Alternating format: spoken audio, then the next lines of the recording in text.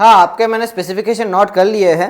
Maximum 1-1.5 घंटे के अंदर आपका पीसी रेडी हो जाएगा। गेमिंग पीसी चाहिए था ना, बस वही आपको मिलने वाला है। सुनो, बोलिए। मुझे एक नया गेमिंग पीसी बिल्ड करवाना है, तो कैसा प्राइस पड़ सकता है, आप मुझे सब बता दीजिए एक बार। ओके, स्पेसिफिकेशन में आपने को डिसाइड किया है। सबसे पहले रैम से शुरुआत करते हैं।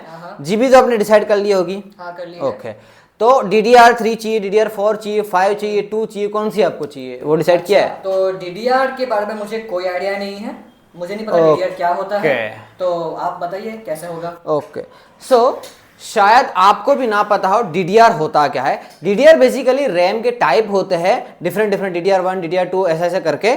सो इस पूरे वीडियो के अंदर मैं आपको इसी के बारे में जानकारी देने वाला हूं, ताकि नेक्स्ट टाइम आपको कोई इश्यू ना हो। So this is Vipul, sign in to its computer. शुरू करते हैं हम DDR के फुल फॉर्म से। DDR का फुल फॉर्म होता है डबल डेटा रेट। अब हम समझते हैं DDR होता क्या है। DDR बेसिकली डिफाइन करता है रैम की स्पीड को। इसका मतलब जितना ज्यादा DDR होगा उतनी ही ज्यादा रैम की स्पीड होगी। एग्जाम्पल तौर पे अगर DDR2 की स्पीड है 400 मेगाहर्ट्ज, तो उसी जगह पे DDR5 की स्पीड होगी 5000 मेगाहर्ट्ज। इसका मतलब आपको परफॉर्मेंस और ज्यादा मिलेगी DDR5 में, ना कि DDR2 में। अभी मैं आपको बता देता हूं ये DDR कब और कौन से ईयर के अंदर लॉन्च हुए। तो सबसे पहले DDR2 की बात करें तो 2003 के अंदर लॉन्च हुआ था, और DDR3 है वो 2007 के अंदर लॉन्च हुआ था, DDR4 है वो 2014 के अंदर लॉन्च हुआ था, और फाइनली DDR5 जो कि अभी लेटेस्ट चल रहा है वो 2020 के अंदर लॉन्च हुआ था। और ये भी मैं आपको जानकारी बता दूं, जल्द ही कुछ टाइम के अंदर DDR6 भी मार्केट के अंदर आ जाएगा, जो कि DDR5 से भी काफी पावरफुल हो सकता है। 3, 2, 1 action. That's an action. So okay, काम कर लीजिए। हाँ, काम खत्म करना है, हमको घर भी जाना है। ठीक है, तो जैसे कि अब तक आपने जाना कि जो अलग अलग DDRs होते हैं उनकी जो स्पीड है वो भी अलग अलग हिसाब से होती है। तो आगे ये चीज़ है कि जो अलग अलग DDRs है उनके जो नॉच होते हैं वो भी अलग अलग होते हैं। तो अभी आप सोच रहे होंगे हैं ये नॉच क्या भला है, समझा देता हूँ। यहाँ पे मेरे पास एक इमेज है, यहाँ पे ध्यान से देखिए। ये वाला जो सेक्शन है जो सर्कल किया हुआ है, ये जो एक बम्प है, अजीब सा एक बम्प, वही है नॉच। एक पूरी सी एक स्ट्रेट लाइन जा रही है पर बीच में एक बम्प है, यही है सिंपली एक नॉच। DDR1, DDR2, DDR3 और DDR4 ये अलग अलग, DDR5 भी एक आता है, मैं आपको बाद में दिखा देता हूँ। जैसे कि DDR1 जो है उसका नॉच यहाँ पे है, DDR2 का जो नॉच है वो थोड़ा इस साइड खिसका हुआ है, DDR3 है जो नॉच है वो थोड़ा इस साइड खिसका हुआ है।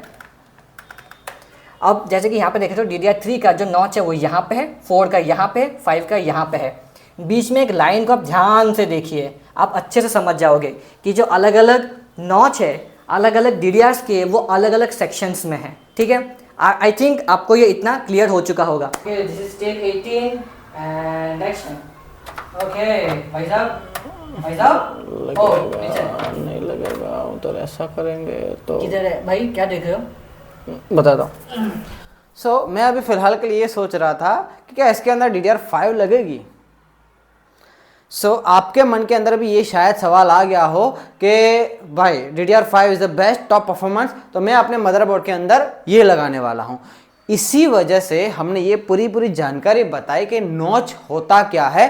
हर एक रैम के अंदर एक डिफरेंट कट होता है।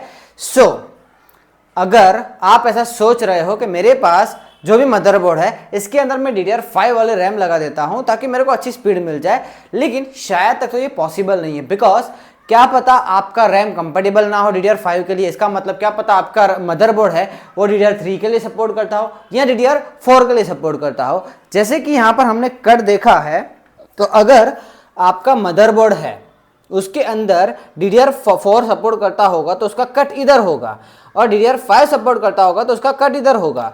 तो जैसे ही अगर आप DDR4 की रैम DDR5 के अंदर लगाने जाओगे तो ये यहाँ पर अच्छी तरह से अलाइन नहीं हो पाएगा। इसका मतलब मदरबोर्ड रैम लेने से एक्सेप्ट नहीं करेगा।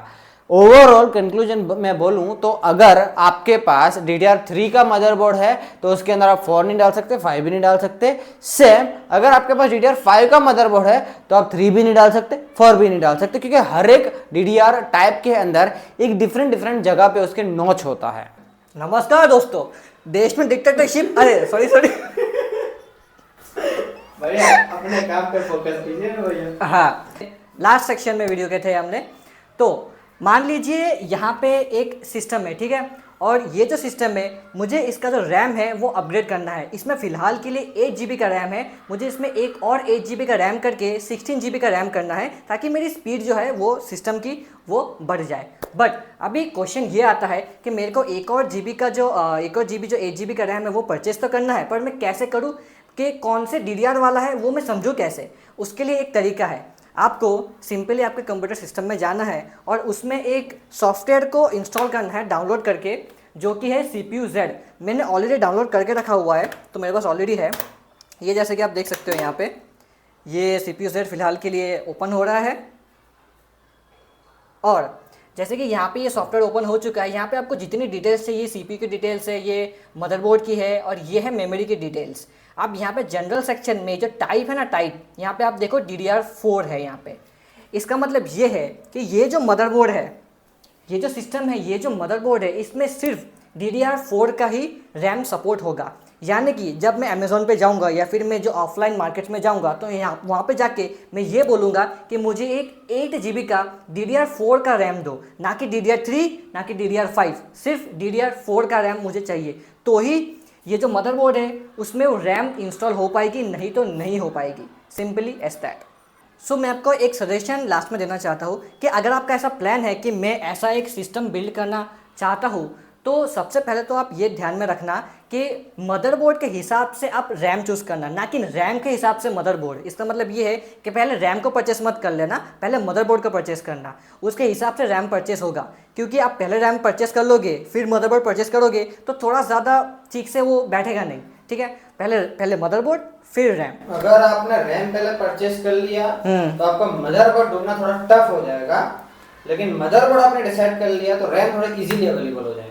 डेफिनेटली। और एक बात ये है कि मैं अभी ये सजेस्ट करूंगा आपको कि अभी इस 2024 के ज़माने में आप DDR5 वाला रैम ही परचेस करना और साथ में DDR5 वाला ही मदरबोर्ड परचेस करना, ताकि एक पूरा कंपेटिबल अच्छा सा बैठ सके और आपको जितना ज़्यादा हो सके उतनी स्पीड मिल सके।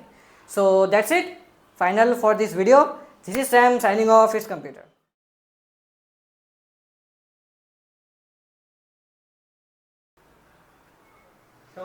इसको बोलते हैं कम स्पीड, इसको बोलते हैं ज़्यादा स्पीड।